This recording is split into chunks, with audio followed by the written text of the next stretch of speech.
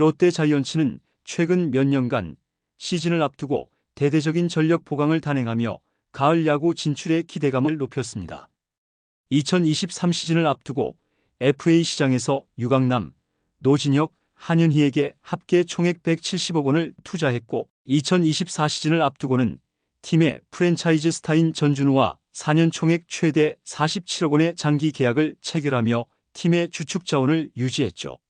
그러나 2024 시즌을 7위로 마무리하며 포스트 시즌 진출에 실패했고 결국 전력 보강이 결과로 이어지지 못했다는 아쉬움을 남겼습니다. 막대한 자본을 투입한 롯데는 이제 다시 대권 도전을 위한 새판짜기에 돌입할 전망인데요. 김태형 감독이 이끄는 2년차 체제에서 롯데는 트레이드 시장을 통한 대대적인 전력 보강 가능성을 시사하며 또 한 번 팬들의 기대를 모으고 있죠. 관련 내용 자세하게 정리해 드리겠습니다. 롯데는 지난 오프시즌 동안 FA 시장에서 내부 선수들을 성공적으로 잔류시켰습니다. 특히 불펜의 핵심 김원중과 구승민을 잔류시키며 안정적인 마운드를 구축했죠. 하지만 외부 FA 시장에서의 추가 보강은 이루어지지 않았고 셀러리캡 상한선에 근접한 팀 재정 상황은 새로운 외부 자원 영입에 제약을 가하고 있습니다. 결국 2025 시즌을 앞두고 롯데가 초점을 맞춘 것은 트레이드 시장이었는데요. 김태형 감독은 트레이드를 포함한 다양한 외부 영입 옵션을 고려하지 않을 수 없다며 새로운 영입 전략을 암시하기도 했죠. 현재 FA 시장은 비용 대비 효율성이 떨어질 가능성이 높은 반면 트레이드는 특정 포지션의 약점을 보완할 수 있는 현실적인 방안으로 평가받고 있습니다. 롯데가 트레이드 시장에서 성공적인 전력을 보강한 사례는 이미 존재하는데요. 지난 시즌 초반 타선에서의 약점을 해결하기 위해 LG 트윈스와의 트레이드를 통해 영입한 손호영은 대성공이었죠. 손호영은 2024 시즌 타율 3할 1푼 7리 18홈런 78타점을 기록하며 롯데 타선의 핵심으로 자리 잡았는데요. 그의 활약은 단순히 기록 이상의 효과를 가져왔고 롯데 라인업 전반에 걸쳐 시너지 효과를 발휘했습니다. 이러한 성공 사례는 롯데가 다시 한번 트레이드 시장에 눈을 돌리는 계기가 되고 있는데요. 내부 FA 단속으로 팀의 구심점을 유지한 만큼 부족한 전력을 트레이드로 보완하려는 움직임이 본격화될 가능성이 크죠. 롯데는 2024 시즌 동안 선발 마운드와 외야진의 깊이 부족이 큰 약점으로 작용했는데요. 특히 불펜진은 안정적이었으나 중장거리 타자의 부재와 내야진의 일부 취약점이 경기 흐름을 흔들었습니다. 이에 따라 롯데는 선발 로테이션을 강화하거나 중심 타선의 파괴력을 보강하기 위해 트레이드 시장에서 활발히 움직일 가능성이 있죠. 이미 리그 내 몇몇 구단은 리빌딩을 선언하며 주요 선수들을 트레이드 카드로 활용할 준비를 하고 있는데요.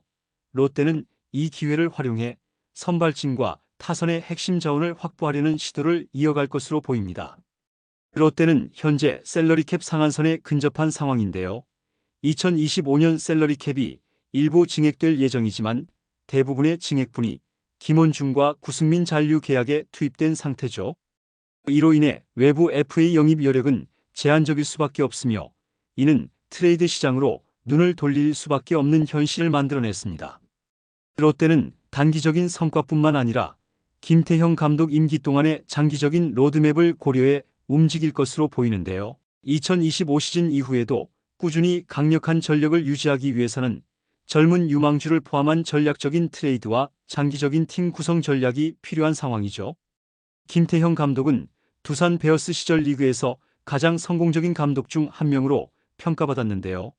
특히 7년 연속 한국 시리즈 진출이라는 대기록은 그의 전략적 통찰력과 선수단 관리 능력을 잘 보여주고 있습니다. 특히 지난해 롯데 선수단에게도 그러한 리더십을 발휘하며 분위기를 끌어올린 점은 긍정적이며 올해도 이러한 리더십이 강화된다면 팀 내부에서 더욱 강력한 경쟁 구도가 형성될 가능성이 크죠.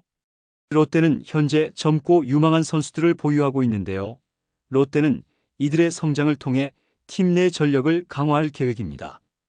트레이드 시장에서 새로운 자원을 영입하기 전 기존 선수들의 기량 발전과 유망주의 활용 가능성을 극대화하는 전략도 중요할 것이며 이 과정에서 김태형 감독이 베테랑과 신진 선수들 간의 조화를 어떻게 이끌어내느냐가 팀 성적에 강한 영향을 미칠 것으로 보이죠.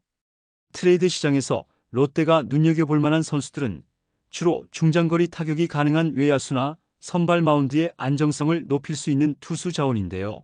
현재 몇몇 리빌딩 중인 팀들은 젊은 유망주와 자원 교환에 관심이 많은 상황입니다.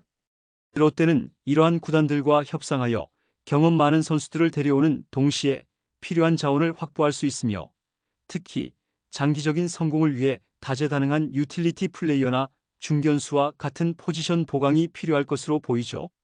롯데 프런트도 이번 트레이드 시장에서 큰 역할을 해야 하는 상황인데요. 이미 FA 계약과 내부 선수들의 잔류를 성공적으로 마무리한 만큼 남은 트레이드 전략에서도 구단의 비전을 명확히 해야 합니다. 김태형 감독의 요구사항과 팀의 취약점을 면밀히 분석하여 구단의 방향성을 제시하는 것이 중요한데요. 롯데는 과거의 트레이드 성공 사례를 바탕으로 보다 정교한 협상 능력을 보여줄 필요가 있죠. 2025년은 롯데 자이언츠에 있어 대권 도전의 원년으로 자리 잡을 가능성이 큰데요. 김태형 감독 체제 2년차로 접어드는 만큼 선수단의 완성도가 점차 높아질 것으로 기대되고 있습니다. 롯데가 이번 시즌 성공적인 트레이드와 함께 내부 전력을 극대화한다면 2025년 시즌은 롯데가 리그 상위권으로 도약하는 중요한 해가 될 것이며 이 과정에서 팀의 장기적 목표와 단기적 성과를 조화롭게 이루는 전략이 필요한 상황이죠. 롯데 팬들은 오랜 기간 가을 야구를 기다려왔는데요. 2024년에도 기대에 미치지 못한 성과를 낸 만큼 팬들의 기대는 이제 팀에 대한 압박으로 작용할 수 있습니다. 롯데 구단은 이러한 팬들의 요구를 충족시키기 위해 성과를 내야 하며 이는 트레이드와 전력 보강의 필수성을 더욱 강조하게 만들고 있죠. 이러한 다양한 요소를 바탕으로 롯데는 트레이드와 시즌 준비 과정에서 신중하고 전략적인 결정을 내려야 할 것입니다. 김태형 감독의 임기는 2026년까지 이어질 예정인데요. 두산 베어스 시절 7년 연속 한국 시리즈 진출이라는 대기록을 세운 김태형 감독은 롯데에서도 강력한 지도력을 발휘하며 팀을 상위권으로 이끌 것으로 기대받고 있죠. 그의 성공은 결국 선수단 구성의 완성도에 달려 있으며 이에 따라 롯데는 FA와 트레이드 시장 모두를 적극적으로 활용하려는 의지를 내비치고 있습니다. 170억 원이라는 대규모 투자에도 가을 야구 진출에 실패한 롯데 자이언츠였지만 실패는 새로운 기회로 작용할 수 있으며 트레이드 시장에서의 대대적인 움직임은 롯데의 약점을 보완하고 팀 전력을 강화하는 데 핵심적인 역할을 할 것으로 보이죠.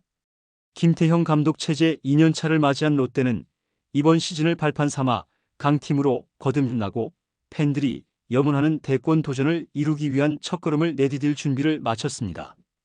이번 영상은 여기서 마치겠습니다. 재밌게 보셨다면 구독과 좋아요, 알림 설정 부탁드려요. 그럼 오늘도 시청해 주셔서 감사합니다.